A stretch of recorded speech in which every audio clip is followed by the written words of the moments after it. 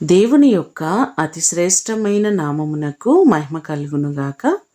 ఈ ఉదయకాలము మీకందరికీ వందనాలు తెలియచేస్తున్నాను. ఈ దినము మిమ్ములను బలపరచు దేవుని మాట, నిన్ను అత్యధికముగా అభివృద్ధి పొందించెదను. ఆదికాండము 17వ అధ్యాయము 2వ వచనం.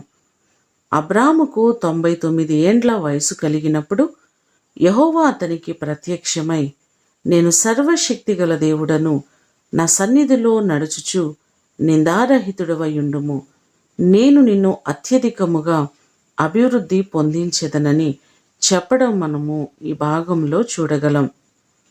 అబ్రాముకు దేవుడు వాగ్దానం చేసినట్లుగా అత్యధికముగా ఆశీర్వాదాన్ని అనుగ్రహించినట్లుగా మనము చూడగలం. అభివృద్ధి మన జీవితాల్లో ఎలా కలుగుతుంది? యోబు గ్రంథము 22వ అధ్యాయము 23వ వచనంలో మనకు సమాధానం కనబడుతుంది. సర్వశక్తుని వైపు నీవు తిరిగిన ఎడల, నీ గుడారములో నుండి దుర్మార్గమును దూరముగా తొలగించిన ఎడల నీవు అభివృద్ధి పొందెదవు అనే మాటలు మనకు కనబడుతున్నాయి.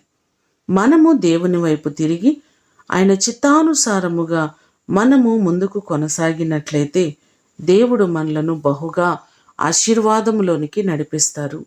ఈ మాటలు వింటున్న మీకందరికీ దేవుడు తోడయుండి అత్యధికమైనటువంటి ఆశీర్వాదములను ఆయన మీకు అనుగ్రహించునుగాక. ప్రార్థన చేసుకుందాం. సకల ఆశీర్వాదములకు కారణభూతుడవైన మా ప్రేమ కలిగిన పరలోకపు తండ్రి, మీ ప్రశస్తమైన పాదములకు వందనాలు. మీరు మమ్ములను అత్యధికమైన అభివృద్ధిలోనికి నడిపించే దేవుడవు. మా ప్రియులెల్లరినీ జ్ఞాపకం చేసుకుని ప్రతి వారిని దీవించండి. వారి రెక్కల కష్టార్జితమును ఆశీర్వదించండి. వారు చేస్తున్న ఉద్యోగములను, వ్యాపారములను, చేతి పనులను మీరు దీవించి ప్రతి వారిని అభివృద్ధిలోనికి మీరు నడిపించండి. ఈ దినము కొరకు వందనాలు, కృతజ్ఞతలు మీకు తెలియజేస్తూ యేసు నామమున అడిగి వేడుకొని పొందియున్నాము తండ్రి, ఆమేన్.